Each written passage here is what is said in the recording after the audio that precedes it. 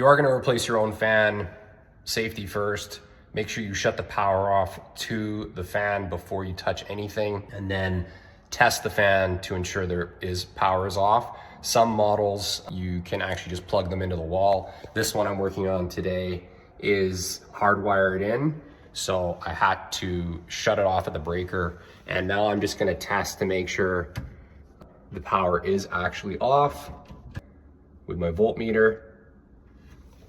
We're good to go there. So now I can start to dismantle the fan.